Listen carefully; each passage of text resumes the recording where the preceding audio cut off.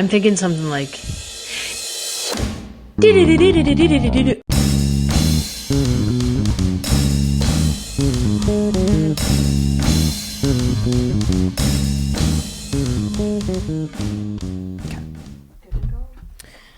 Oh my God. I love hanging out with you. I love hanging out with you too. And thank you. You're welcome. And What? I just love you so much. I'm so grateful you're in my life. Same. Today has been we've talked a lot about friendships, and I'm like, yeah. I'm going to leave here being like, And obviously I love this podcast. We keep doing it, but I love hanging out. I love this dynamic we have. Like this, our guest today, Courtney Michelle, comedian, actor, so funny. Yeah. Sweet. Yeah. You know what I liked about this, and it may have been perception because we'd never really had a conversation, but I feel like Courtney came in a little bit like performative. Yep. You know, and was like, I don't know what's, she was kind, but I felt like, I wonder if we're going to go deep. And we had such a great conversation. I knew I mean, at the beginning of the episode, I was like, okay, here we go. I just kind of went for it. I love that. I was like, okay, I'll turn it on right now. Because I tried in a funny way. We needed to break that. What she came in with, like, guard up is how I felt it with her guard up. Yeah. So I was like, all right, let's break this. I a little bit. When you did that in such a cool way, because you're a professional, you know how to do it. But when you did it, I got fucking like emotionally turned on. You know what I'm saying? Nice. You go, Emotionally turned. I love it. Where I'm like, yes, thank you, Melanie.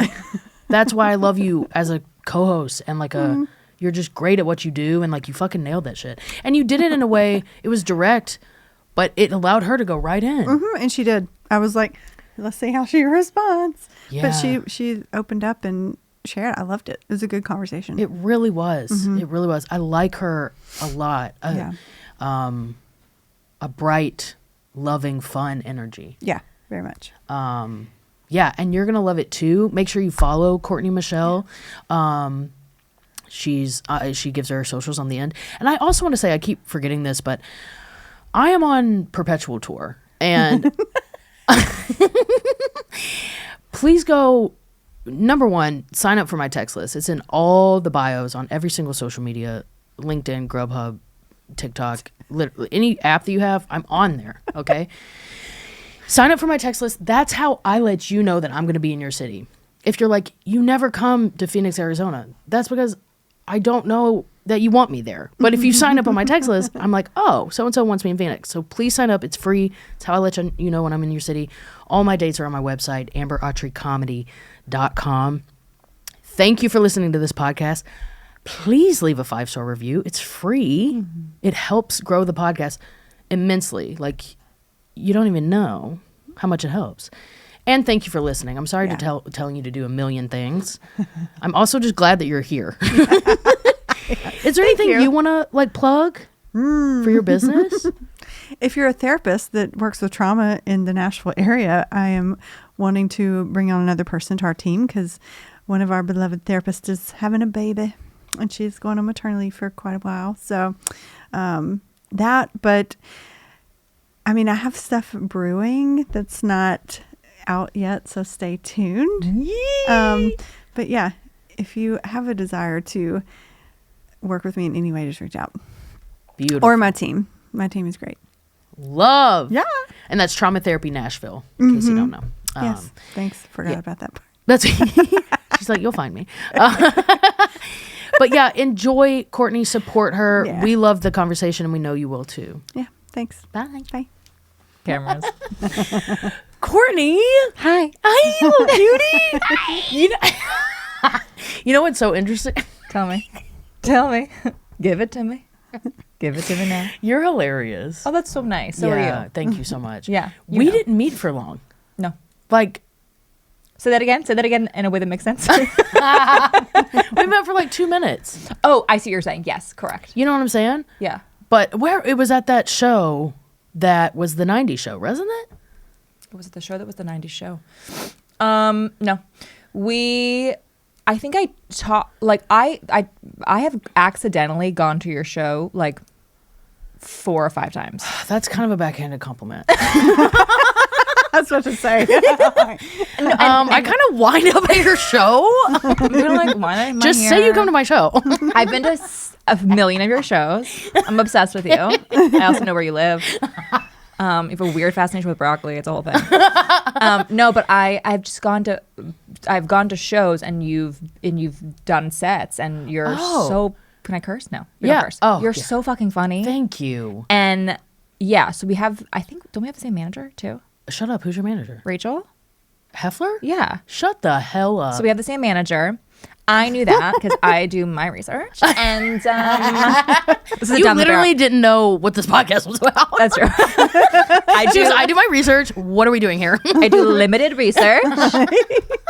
But yeah, I went to Catherine's show, or I went to see Catherine. Blanford. Yes, and I didn't know that you were going to be there, which was very exciting. What? And you were there. Okay. I thought we met at some 90s show. That's so weird. You weren't at that show? Blonde girl who looks like this, I guess. I've learned this. I have a very, I look like everyone has a cousin that looks like me. Do you know what I mean? Yeah. Or everyone has like a friend from college that looks like me. So I get mistaken for all the Britneys and Heathers. But territory. Okay. What would you say? How would you describe your comedy? Okay, interesting. I like that's the stuff I do online. Just in general. Yeah. Either or. Okay, well my So comedy. it sounds like there's 2 different types then. Well, okay. I think my no, I guess it's the same. I'm struggling. I am going down a rabbit hole. I think that so I do like comedy online. I do like comedic characters or like situational comedy bits, elevated, blah, blah, blah, blah. Not elevated in like a, this is good way, elevated, heightened in like a, Exaggerated. yeah, exactly. Over the top way. And so that's my presence online. And then I'm also an actor. So I would say like the comedic characters that I are drawn to in comedy kind of run the gamut, but I do love like charactery characters or a straight man as well. So I think Say that's more, all say more of about it. the straight man. Have you heard of the straight man? No. Like in any, so like in a movie or a TV show or something, there's usually like these big characters and usually there's one person who is still hilarious, but is like the straight man character that the audience can kind of relate to. It's like calling out the absurdity so that it doesn't feel like you don't get lost in it. Like a Jason Bateman is like always a straight man in everything that he does. Just He's watched great. Horrible Bosses again. It's so good. It's incredible. Have you seen Horrible Bosses? Oh, it's so good. Yeah. Do you hate it? No. Okay. A lot of trauma. So, What's your trauma? No, I'm just kidding. okay. So, so my hands are sweating already. You don't have. Do you have like a warm up question? Like, what's my favorite We did sex your position? name. We did how we met. Yeah, go straight to trauma after that. No, I'm just kidding. Perfect. Again, I have no idea. That could be exactly how you do this. No, You could no. be like, tell us your favorite ice cream, So and then tell okay, me what your so parents did to you. therapeutic route. Let's go. Where do you struggle the most in life and in your relationships? I think I care way too much about what people think of me. I feel very overwhelmed by other people's perception of me. So in childhood, not much validation there? Like lack of it? Yeah, I would say. Yeah. I think lack of validation, lack of attention. Yeah. I think that was probably a big guy. What'd that look like at a younger age? What did it look like? I was an only child, and my mom worked a lot, and so I think it was just like a lot of time alone too. Yeah. Like not really a lot of time to validate. And my mom was just like, her number one goal was looking for love. She was like, I will find love, whether it kills me and whether it traumatizes my daughter. So you learned to do the same thing, to value that same thing at all costs, look for love? I think I'm a little more aware of it. Yeah. So I fight against it. But for sure, like my early 20s was just me being like, oh, I have this huge hole in my And soul. only a romantic partner can fix that. Only a little love bug can fill it. Yeah. Which is so interesting. Yeah. But And things with parent, I've learned through just doing this work is that things not said by a parent are sometimes harder to move through than the things maybe they said. Oh. Yeah, I guess that makes sense. Well, as a young person, you're filling in what they're thinking, and so it makes it harder to process because there's no tangible thing for you to go to. It was just a lack of something. Sure. So not that she was telling you were horrible, but maybe she just wasn't focused and didn't give you that feedback. So then you're just left to fill it in. Right. And then trying to heal from it, you're like, well, there's not a particular thing you can look to. It was just this absence of it. Yeah. And that can be really hard. Yeah, I guess the absence of telling somebody that they're great when you're a little kid, you just assume maybe the worst and you assume you're horrible. Well, how did you learn to try to get feedback? Like positive, like make mom proud, or, whether it's some people, they do really well in academics. And then when they get that's when they get positive feedback, then they push into it harder, For some, it's the way we look. And so we use that as a way to get feedback. People pleasing. So there's different ways we learn to try to get that for ourselves because we need it. It's a core human need. Yeah. Weirdly, all three. Yeah. That's not weird. Okay, great. But I feel like I really liked school. I liked learning. I did well in school and like in that structure. Very fortunate because that's how like everything was measured growing up for most people, which is insane. But I was fortunate to do well in school. And so that was like a big, I got validation from that, from my mother, and then from a lot of people. And I think I was like a cute girl growing up. And so I got a lot of validation from being a cute girl growing up, which has obviously migrated into getting older. So I don't do Botox for fun. I do it because I want people to love me, obviously. Yes. Yeah. You got it. And then also, the what was the third one you said that I was like, oh, I relate to it, and then I forgot it. What is it? Well, I said people pleasing. Yeah. People pleasing. Yeah. I mean, I feel like it's all encompassing, but it was like if I can make be what other everyone people around need. Yeah. Yes, exactly. And I became very attuned.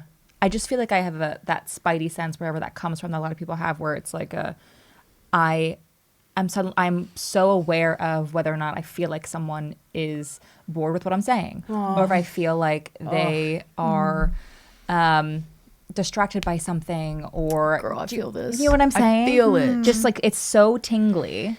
It's always on. Yeah. In the back of your head where you're like, am I killing this conversation right now? Am I crushing it? Do they like me? There's this operating belief about self that's always scanning to see if that's true or not. So looking for these little cues of, are they getting bored with me? There's this underlying, like, I don't know if it's I'm not enough or whatever, I have to be what everybody else. And so you're looking for these cues to be like, am I not? Because it attempts to create some safety in connection. Like if connection is safety, we're wired for it. And if that's the survival skill you learn to get connection, is always trying to be the people pleasing comes out as a survival skill. Where does your people pleasing come from, or that attuned thing? Like, because it feels like it does feel like a detriment, because I know people who can have conversations and I think they are aware of it, but it doesn't let them feel that they don't attach their self-worth to the result of whether or not someone is paying attention or listening or liking. You're saying some people don't have that issue? I think some people don't attach self-worth to it. Yeah. It comes from doing a lot of work. A lot of therapy, I think. Yeah. Or just self-awareness, whatever the work looks like. But we all have self-worth. Yeah. And it just depends on how we interact with that worth or not. And our views about it just comes from our personal experiences. Are you saying why I relate to you, where that comes from? Yeah. Like, have you ever thought about it? Yeah. Okay. I pay someone to think about it. Yeah. Fair enough. I think I've learned, like, I grew up with a single mom, and she was very stressed a lot of the times, and just didn't have a lot of support. And when she would panic, she was my number one, you know what I'm saying? So when she would panic, I would panic. Yeah, and I'm like, contagious. let me But make you safety's laugh. threatened at that point. If mom's not okay, I'm not We're not okay. Yeah. Yeah. Sure. So I'm like, let me make you laugh. Let me do really good at school. Like, you know, she would be calm when she would be like, my mom a lot would be like, you just do everything. I don't have to tell you to do anything. You just do it. You make straight A's. You go to auditions. You apply to scholarships without me even having to say something. And so it was like, This whatever I feedback can of like, do, I gotta keep doing it. Yeah. whatever I can do to calm you down, Yeah. Yeah. To take the I will load do. off. Yeah. You know, and I found that in my relationship with Alex too, which I'm, you know, I've done a lot of therapy, so I'm getting better at it. But where he would be upset, and I'm like, well, this is on me now to figure out to how to fix. calm him down again. You know, Sure. yeah, Because it goes into all relationships, you know, yeah. like friendships too. Like, do you see that playing out in your relationships, the people pleasing? Of course. Yeah. Yeah. Even to like a point of codependency in like a, Yeah. like I will put your needs way before my own to the detriment of our relationship. Yeah. Quite frankly. And it took me a long time to realize that's what was happening. I thought I was just being a good partner. Yeah. I thought, or a good friend or whatever. I thought that me being a martyr Yeah. in this situation, I was like, oh my God, I'm the best. But it piles up and it builds up and it creates resentment and it creates these really unhealthy bonds. And I think it took me a while to realize that's what it was creating. It wasn't creating. I wasn't getting them to love me more and more and more. I was actually pushing them away. Because you're not a you. Yeah. You're a helper of them. 100%. And they're like, I don't see a you. I just see a helper. yeah. Yeah. I just see a housekeeper or whatever it is. You said it took you a while to realize that. How is that going now? And like, how did you come to that realization? It just like kept happening. You were like, something's weird. Something's off. Yeah, I had my first like super serious relationship. It was like 4 years. And I just wanted to pause just in case. I had my first Such super an actor. Wait. Sorry, we're so good for me, right? Our cameras and mics are off. This is It's all you. perfect. But I had my first serious relationship. It was like 4 years. We lived together. It was during COVID. So I felt like everything in COVID was like times 100. It was just like so exacerbated. So I think that was the first time. And all of my previous relationships did kind of fall in line with the same thing. They were all kind of like I would find a big personality or a guy who had big feelings, who needed a lot, who needed a caretaker in some capacity, or needed an entertainer, or needed a something, and I would be that person. And then I think just being in such a serious relationship and seeing how it affected me long term, like that resentment did build up, because in my previous relationships, it never got to a breaking point. Oh, interesting. I just was always like, I'll give, and then they would be over me or I would be over them for whatever reason, and I didn't feel Trace the it back resentment. to that. Yeah, I didn't feel, and maybe I just didn't trace it back at that point. And I think we started going to therapy, and I was reading a lot of books, as you do. Yeah. And I think you I and just this guy during the pandemic? Correct. Yeah. Interesting. So I think I just kind of realized some things, and then we broke up, and I was kind of like, damn, I feel like I haven't been in healthy relationships. So what are we doing? What's happening? And I took what I thought was going to be like a cool 3 months. We're still kind of in it. Turned into 3 decades. It was 16 years. No, but it was just a few years of assessing where things come from, and me doing therapy, and me again reading a lot of books on my own, and just trying to figure out, okay, why do we do the things that we do? How can we? Where do they come from? How can we nurture those parts that need this thing in an unhealthy way, and how can we give it what it needs in a healthy way? And still kind of on that journey, but I think that was a huge one for relationships. Yeah. Because like when you live with someone and you can't go outside, you learn a lot. Yeah. It's like, you really do. Yeah.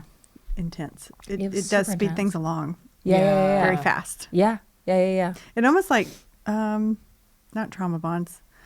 It bonds you in a certain way. You're like, we're in this together, kind of going through this experience. Yeah. Like an apocalypse bond, you know, like So hot. it is so steamy, actually.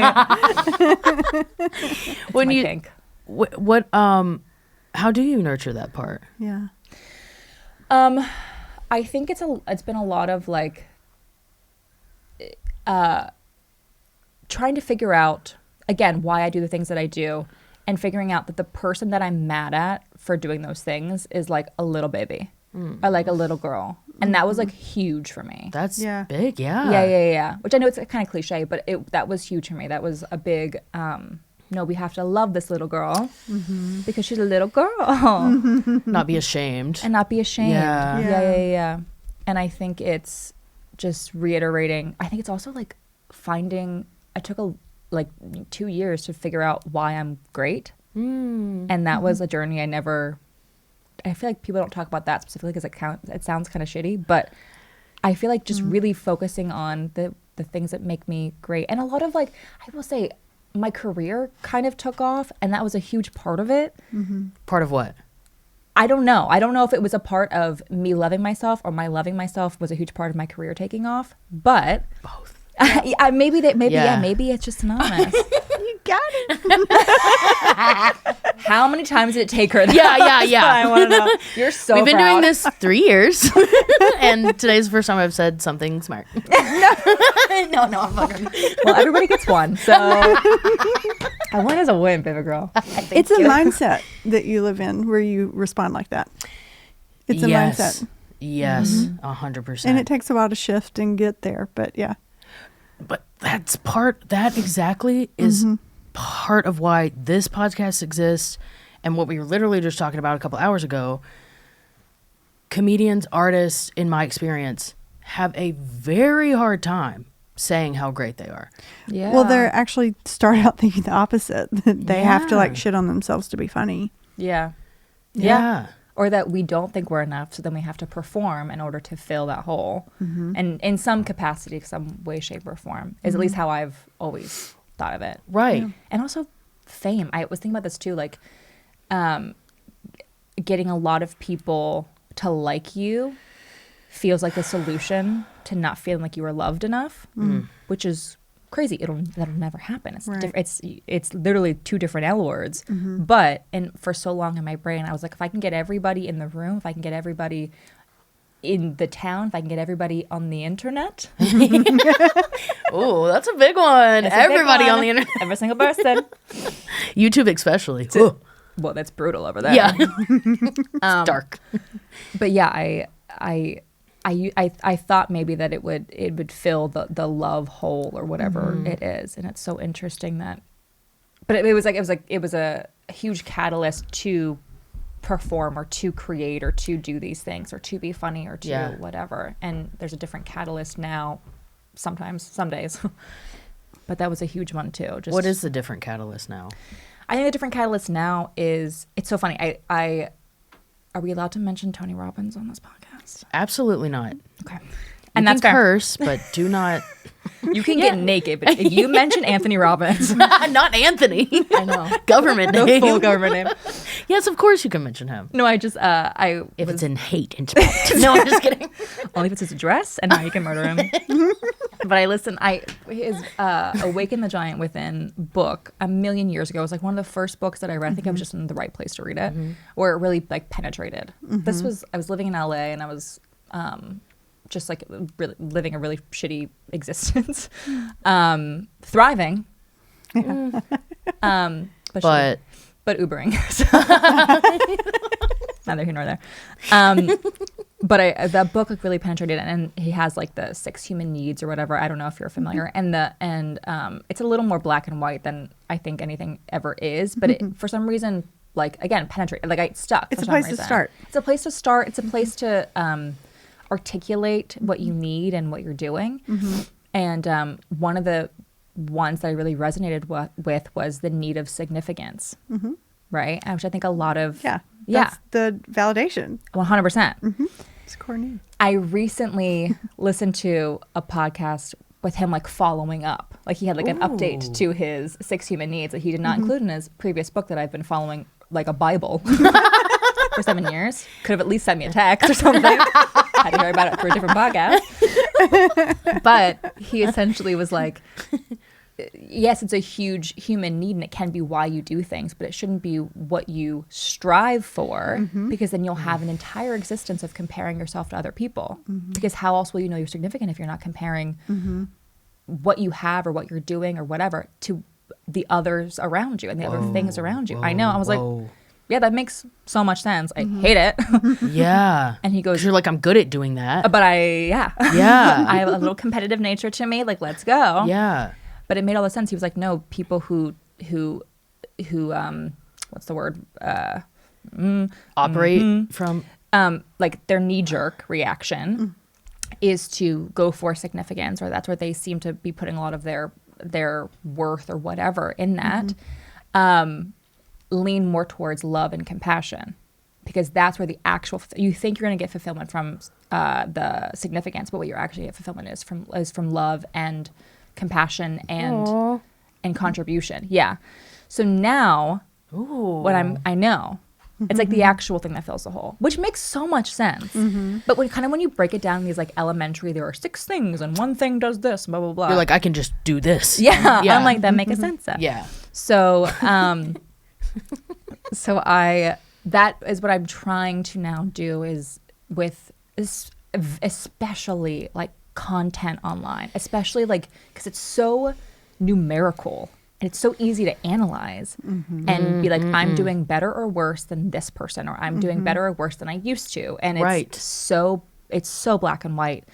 And I think instead of comparing how significant you are to even yourself or to other people, you're comparing how much you're giving and how much compassion you're putting out. So for me, it's more like, okay, can I entertain someone and make their day better by being an idiot? Can I make someone feel related to because I fart after I eat cauliflower, like, and I make someone else feel seen because they also do that. And that is such a better catalyst, to answer your question 36 minutes later. It's such a better catalyst for whatever it is that you asked me, but that was my answer. What you do. Yes, exactly. Yeah. Are there, because I know looking at the metrics so well, is there mantras or something that you say to yourself when you're in the moment of looking at a video that maybe didn't perform well, or, like, wait, what was that? Oh, don't do this. Oh, you probably hate me then, because I've been like, so sorry. On the table. A dinosaur. Is there something that you tell yourself when you get caught in that loop of like, fuck, this video didn't do well, am I not funny? Or whatever you say to yourself. Yeah. It is the same thing for it. I mean, by the way, it took forever. Like I'm a bit, if something is really, really flopping, I will delete it. Yeah. I will absolutely delete it. But in my brain, I'm also thinking, okay, I know this is a good idea. There's got to be a better way to do this idea that's going to resonate better. That's the craft of comedy. 100%. That's true. Yeah. Yeah. It's like, if a joke doesn't land in a set, you're not like, okay, whatever, bye, forever. Yeah, exactly. Yeah. And you're going to be like, okay, no, but there's something here. This is funny. Maybe I just need to rework it. Maybe. Yeah. And that's how I feel about content as well. But it's also been a thing of, it's that core thing of like, I know that I have something to offer. I know that I'm a good storyteller or comedian or whatever it is that you want to feel. I know that there's talent somewhere in there. And it goes like this, like the quote unquote success or the quote unquote hits or whatever it is. It is so up and down, and it has to go down in order for it to come up again, or else it fucking sucks. Like if you were just riding a high of being successful and everything was hitting and everything Just was climbing going great, forever. You're like, just okay. climbing forever. I mean, that's insane. It does sound really nice. Though. There's a part of me inside that's like, yes, follow that. Do that. But I think creativity dies like that. Yeah, I agree. Yeah. I am my most creative when I post something and it flops, and then I am like puzzle solve awakened. it. Yeah. I am awakened. I'm like, oh, no, I can do this. I can make a video that people will think is funny, that people will think people want to share with their mom and neighbor and aunt, and I can do that. So then it like awakens up this thing. When I have a couple videos that do well in a row, I'm like, all right, I'm good. And I don't know if it might be the searching for validation, but I still feel creative and I still feel awakened from it. That's good. For whatever reason. Yeah. It's like everything has Well, like. I think it's a competitive with yourself thing, or with the numbers. Yeah. You know, Yeah. that might be driving that, but that doesn't necessarily mean it's bad. Mm. Yeah. I think what I was saying, like, if things were just going well and you just were doing Yeah. the expected thing that worked out well every time, the creativity comes like when you're bored.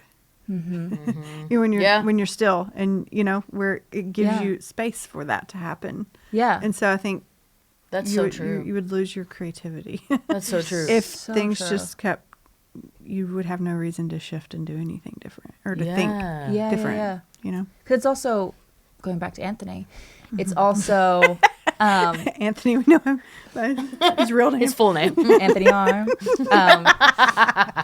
It's also that thing of certainty versus variety. Like if it's always certainty, that's like so boring. Like you do need all of these things. You need certainty. You need the variety.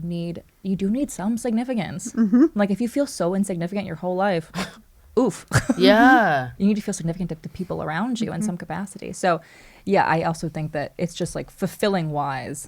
If it's just, whatever I post, that's going to freaking fly and everyone's going to love it. You're like, where's the challenge? What's another what challenge? are we doing? Yeah. Yeah, that's really interesting. So unfulfilling.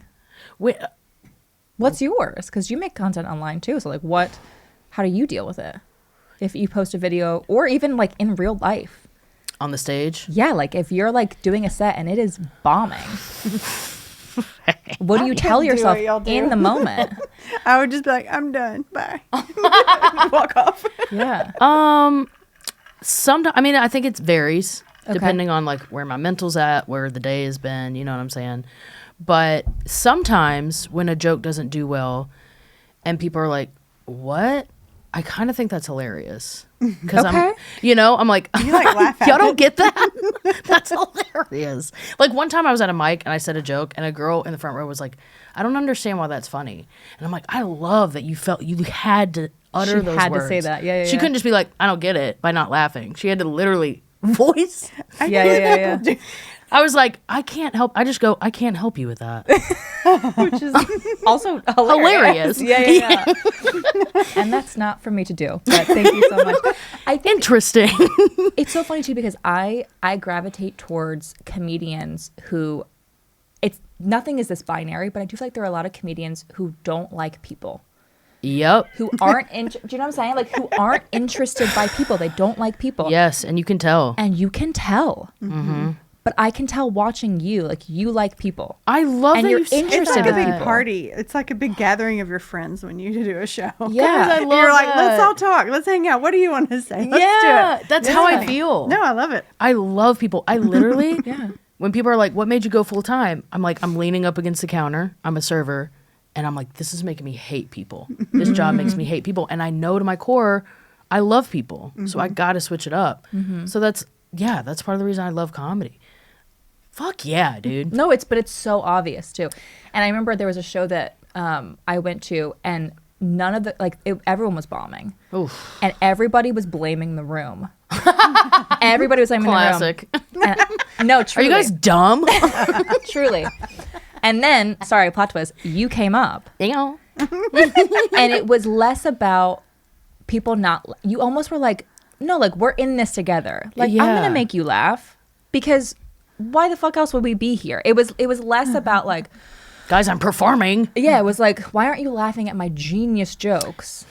It was more like, all right, how can we get in the thick of it? And loosen up a little bit. Yeah. And it was just like a very palpable difference. And yeah, I don't know. And I'm sure that there's so many layers to that too, like from all different kinds of people that become comedians. But I just want to. I appreciate that so much. And that took time. I think that's that thing where comedians talk about like stand up. It's like it takes time to be yourself on stage or learn who you are on stage. And I'm leaning way more into that of like, I'm having fun. I'm having fun, bruh. Let's Yeah. have some fun. Some comedians would be like, you're going to go dance again? And I'm like, yeah, dude, because I'm having fun. Yeah. Whatever you're doing, if you're not having fun, switch it up. Like, I don't know, I just see people get stuck and they Yeah. look at other people and they're like, why are you doing this? And I'm like, focus on yourself, bitch. Mind your business. But I have had a show recently where it was just like, whew, it was so rough. It was like swimming up a mud stream, dude. It was so hard. And I felt bummed out. And then the owner of Zanies came back and he was like, he's seen comedy for 60 years. You know what I'm saying? He's like, you did your set. You're a great comedian. You did your thing. But you didn't like go into the audience. Because honestly, I was scared of this audience. It was outside of my normal like demographic and group. What so was I'm like, it? It was a black crowd. Okay. Yeah. And I was nervous. I'm like, I don't want to say anything bad. I don't want to. So I wasn't like loose in myself. I'm like, I can't do crowd work. I'm the only white girl on the show. I'm coming out. I'm twerking. They hate me. Like, Sure. and so I wasn't able to just like be in the flow. Yeah. And like how I normally do if a crowd's tight, I'm like, okay, what's going on? I couldn't do that. And it was just, I felt bummed out, but he was like, you'll learn that with, you're 8 years in. You'll learn that with time, that you'll feel more comfortable to like slip. So sometimes when things go wrong, it's a learning opportunity. And that was one of my Always favorite a learning nights. opportunity. True. Yeah. Always. But he said, he was like, if you would have crushed tonight, you would have never thought about this set again. You would have never thought about how can I lean into an audience. You would have just been like, that fucking ruled and kept going. So I'm like, okay. I've always heard like the failures is where you learn, but I never like really sat in it and experienced it. And I was like, oh. That's what I teach when I have like interns and I'm like, I want to hear more about where it went sideways. Yeah. If you're coming here with no questions and you're like, things are going great, I'm like, you're not learning anything. It is in those moments where you, to me, in life in general, and especially when you're trying to hone a craft, Yes. it's the best teacher. It still makes me want to vomit even thinking about it. Oh, it sounds awful. quite frankly, There's a part of me That's still what that's we like, need to brain spot. no, because there is a part of me, some part of me that's saying, that's bull hockey. You don't have to fail to succeed. Be perfect. Keep going. Is that word perfect? No one needs to fail. No. We're gonna stay inside the comfort zone and then still grow. We will be the only one. We will be the one exception. I know. Do you Crazy. struggle with perfectionism at all? 100%. Really? Yeah, perfectionism. Not even perfectionism, but again, like the perception of it being successful in some capacity. Which it doesn't always align with perfectionism, but like it needs to have had the desired effect, if you will. Interesting. I feel like I'm speaking in like haikus, but No. Yeah, you're really good at it.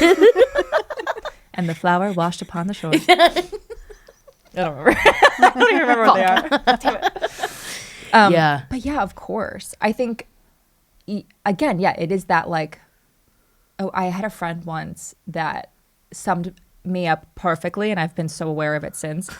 And I feel like people who have a comedic nature do this as well. So tell me if you relate.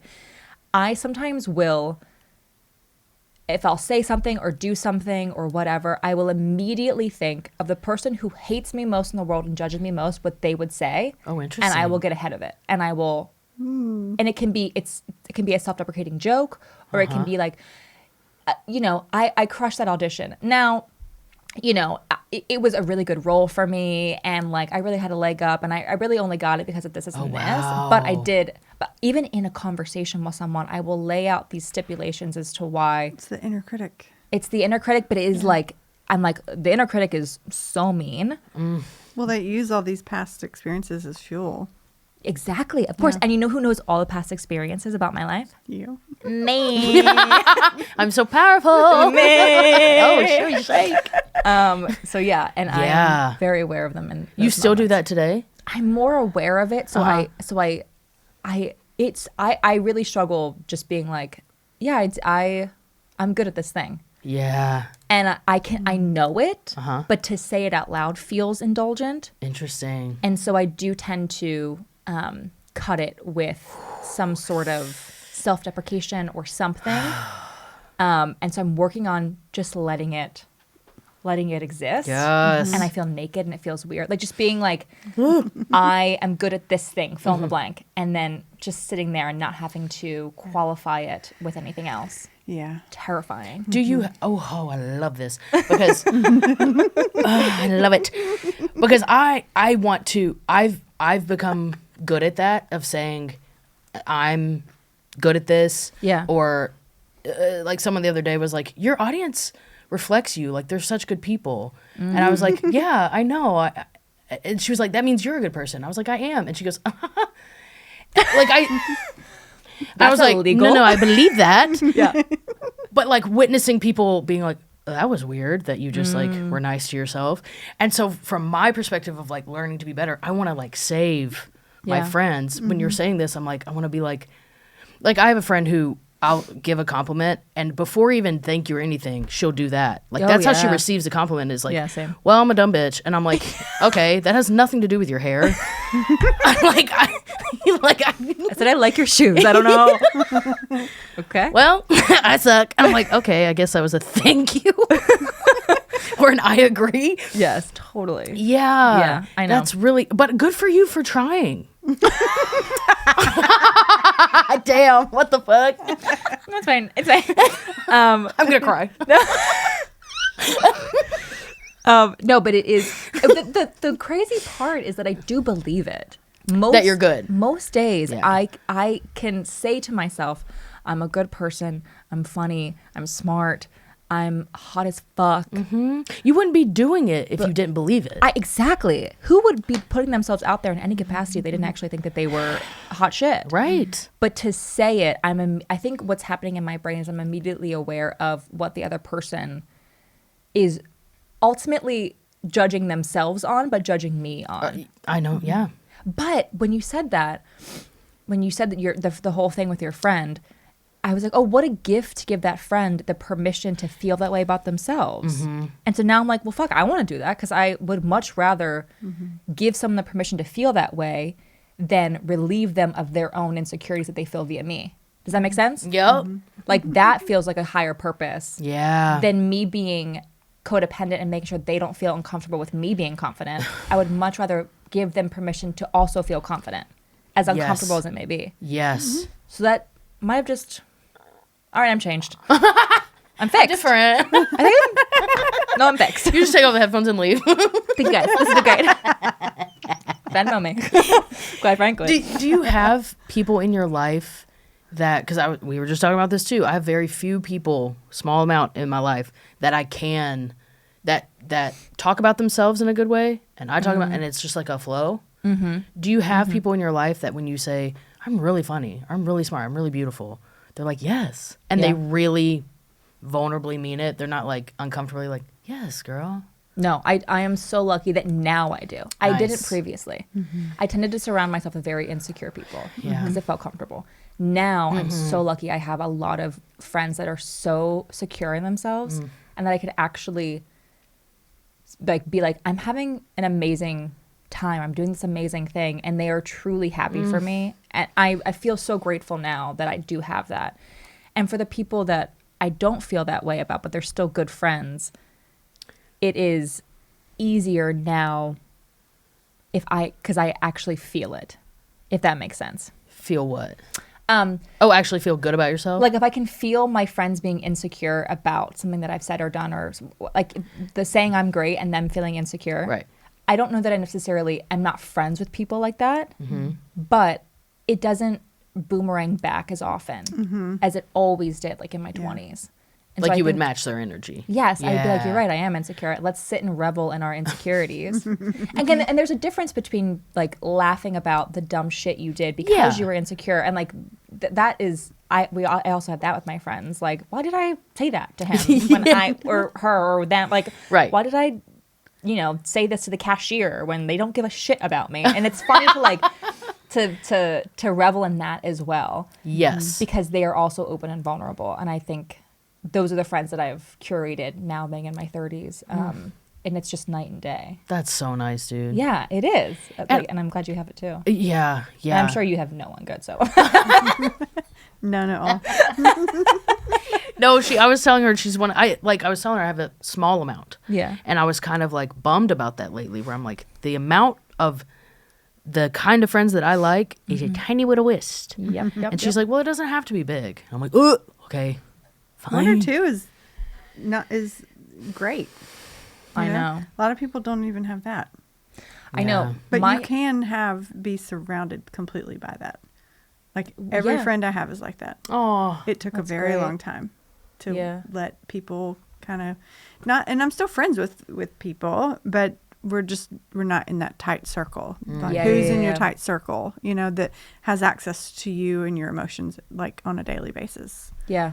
Yeah. I think it's exhausting a little bit for the people, for me, that some people think they're in that circle, but I don't really trust them like that. Yeah. And I'm like, man, you think you're in the circle. You're very open and kind of like everybody you meet is like your best friend. Well, they feel that. You because treat I'm them nice that way too. Yeah. That's on them. Honestly, facts. Listen, I can't help if you think I'm your best friend. I'm not saying anything's like bad about that, but I'm just saying you're very open and kind, and you make everybody feel like you're a good friend, like like that you're close and connected like that, like just by the way you relate to people, and people have access to you that it's not balanced, like. What do you mean? Well, they see you on social media and they see you at your show, Right. so it's like you get to thing. Yeah. get to know you. What did you say? The parasocial relationships. Oh, yeah. It's like your relationship, that's the one-sided relationship you have with like, people on social. Yeah, so they get to know part of you that way, and then when they experience you and you're kind, you're like, she knows me. Right. Yeah. And I love that, because that's who I am. I'm not saying there's anything wrong with it. I just think it's a thing that happens. But do you feel like it's exhausting in a way that people are coming to you and they're dumping and you're like, but I can't. Yeah, we were kind of talking about it's that. one-sided. Yes. There's no other side dump. And that's not sustainable.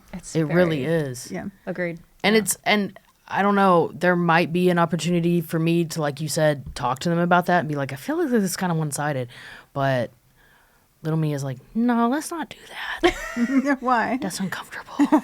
Yeah, it's so Just scary. find someone else. Find someone else. Just like slow quit them. Is that what quiet quit them? I will say, I had a friend breakup recently. Like, Ooh, those are hard. Years. It was it was much harder than a relationship breakup because it's not like such a black and white thing or such a delineated thing. It doesn't feel necessary. Girl. So to do it feels even more intense. Yeah. Yeah.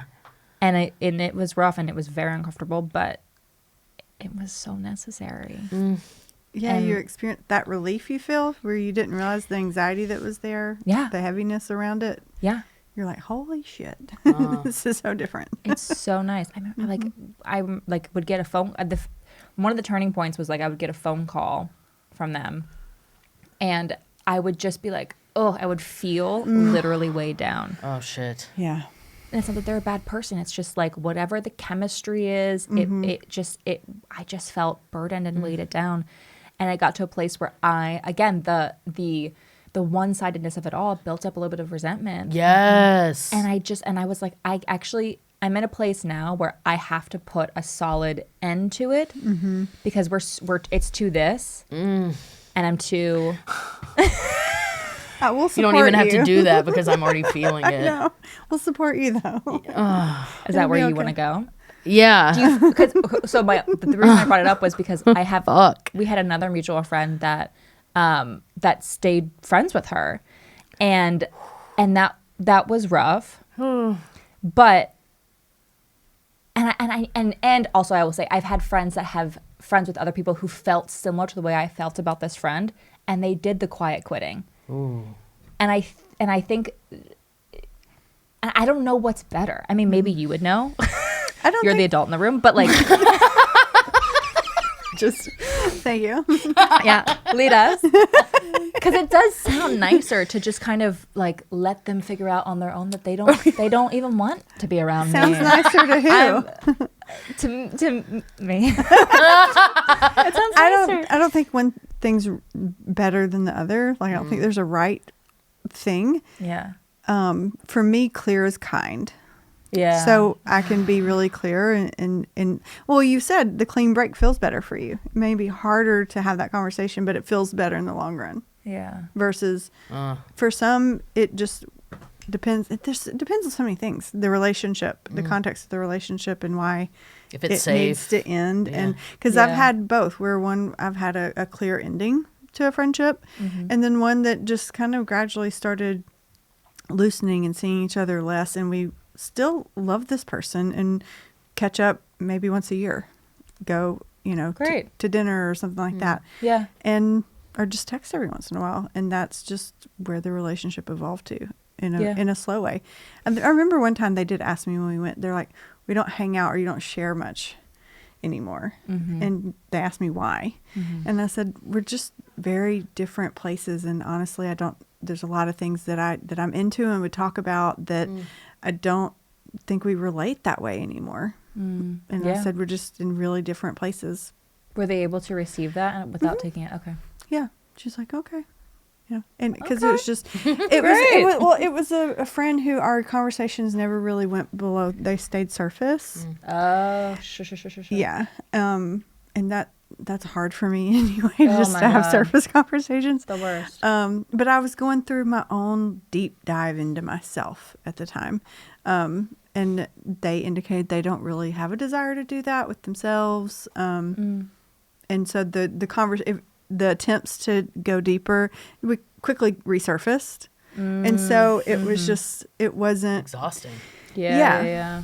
Yeah, and so and that's just where she was and where I was. It's just different, and so I just kind of let it go where it went, wherever it was going to go. Yeah. So that's a slow drift, but you just kind of quit trying to make it a certain thing, Yeah. and just let it evolve and shift however it needs to be. And now it's more peripheral, and I love seeing her updates on social media of like how her life's doing, and if I see like she got in a relationship, I'm like, I'm so happy for you. Yeah. I love the And that's vulnerability on both of your ends for her to be like, something's off. And you are honest. Like, Yeah. Yeah. even if you didn't have the right wording, you were like, Yeah. this is how I'm feeling. Yeah. Yeah. How did you initiate your friend breakup?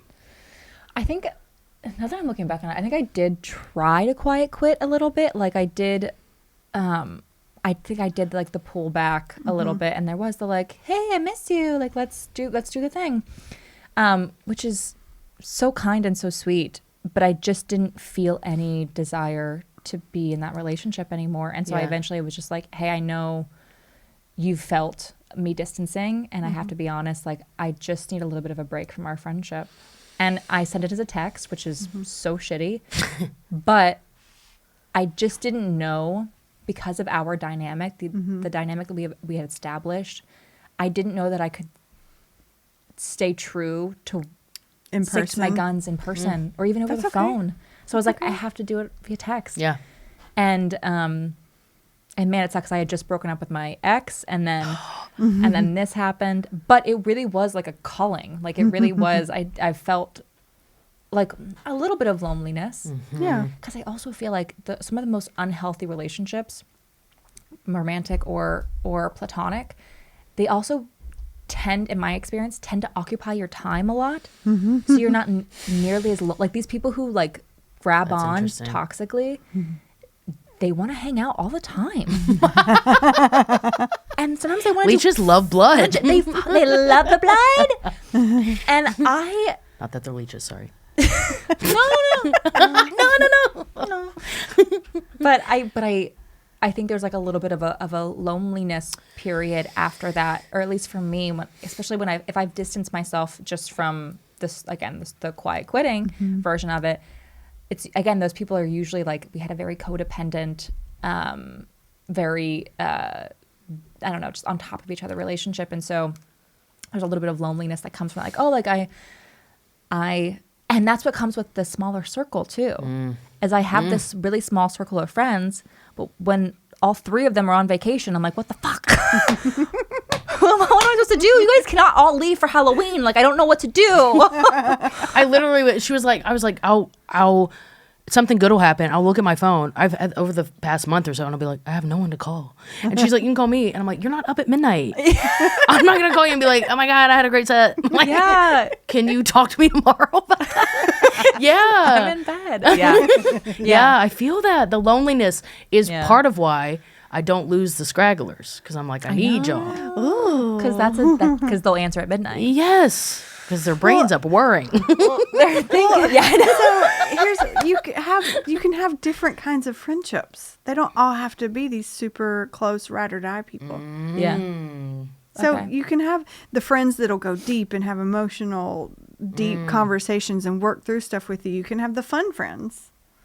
You can have we can sit and do nothing. We can have we like to go out to eat together friends. Damn. So it That's can a be good all point. different types. So these friends, they can be like, we don't have to discard them because they're not like, The perfect friend for Yeah. like the main, like deep get in it friendship kind of a thing. It's like, these are my friends that'll celebrate with me. You have the same sleep schedules. I have to go to bed earlier. Amazing. I'll talk to you the next day. I want to hear all about it. Okay. At But yeah, 5 we can- a.m. By then I'm over it. She'll text me in the I'm middle sad of the already. night, and then I'll text like 7 in the morning. A classic. Yeah. A classic. I wake up at noon and be like, yeah, you've been up for hours? That's crazy. Are you safe? Yeah, like, what are you, a farmer? What's happening? It's like those times when I sleep in on like a Sunday and I would text him like 6:45. I'm like, what is wrong with you? I did feel crazy. I texted you at 8 this morning and I was like, she's going to think I'm a crazy person. Oh, no. I was up. I was working out. I was up. I was working out. What else can I brag about? I was being really funny. I was just, everyone was in love with me. Keep it coming. Okay, we like to Yes. ask questions. Okay. Yeah. We ask the same question to wrap up. We Yes. ask guests But I the want same. that other one too, because I like that one. Let's just go with that one then. Okay. Okay. So You guys may ask me more than one question if you'd like. Thank you. I'm not promising I'll answer, but you may attempt. Okay, this has been circling around the podcast little atmosphere, but I love it. If you were a main character in a movie and you are watching this movie right now, what would you be shouting at yourself? You know how people are like, don't go in the basement. Oh, well, probably don't go in the basement, quite frankly. But oh god, I mean, there's a surface level answer, and there's a We want all the answers. actual them. answer. I mean, the surface level answer is don't date him. That's a surface level answer. Like, that's a reoccurring, ongoing. Yes, it's run away. But then the deeper level is like, you love yourself, act like it. Probably. Ooh. I Ooh, think I like that's that. that's probably what I would yell. I love that. That's really, no, I love it. I might not yell it. I might, you love yourself. Whisper. I might be like a little Sato, like The But- straight man delivery. Exactly. You love yourself. girl. Oh, I really like that. Yeah. That's I kind of like that too. Now that I said it out loud. Yeah. Maybe I'll listen. I was to going to it. ask what this face is about, but I think it's just you hearing it. Yeah. Yeah. Self-deprecating. Yeah. I Little can't. face. Yeah, I gave myself a compliment, so I have to like. Well, I think it, like when you're like, what do you need to hear from you? And then you say it, you're like, oh shit, I didn't expect that. Yeah, well, I guess that's the point of the question is to literally say it out loud, Right. and you did it. You got an inner critic and all that, but you also have a wise self. Yeah. And I think when we get still and we can like ask questions or contemplate, that little wise self comes up with some really cool stuff. Definitely. Yeah. Definitely. So true. Yeah. Where true. can people follow you? No. Hey guys, feel free to follow me on all social platforms at It's Courtney Michelle, including YouTube, Instagram, TikTok. And you the have Facebook. a podcast too. Yeah, but I haven't done it. You hate it. Okay. I did like 8 episodes and then I stopped. But if anyone wants to go listen to it, it's called Hold My Hair. Available on all platforms. That's it. That's all I got. And definitely go follow her. Yes. So funny. You're so good at what you do. It's so I love sweet. your So are you content. guys. This is a great podcast. Oh, Thank you. thanks, friend. This was really cool. That's so nice. Thank you for coming and doing it. Yeah. Thanks for being here. My and absolute sharing. pleasure. Thank you for listening to I'm Fine, It's Fine podcast. If you would like to continue to support us, please join us on our new Substack, which you can find at imfineitsfine.substack.com. We would love to connect with you there, and we can't wait to continue to grow this podcast with you. Additional ways you can support the podcast are by following us on Instagram at I'm Fine, It's Fine podcast. And you can follow Amber at Amber Autry Comedy, as well as Melanie at Trauma Therapy Nashville. We look forward to your support.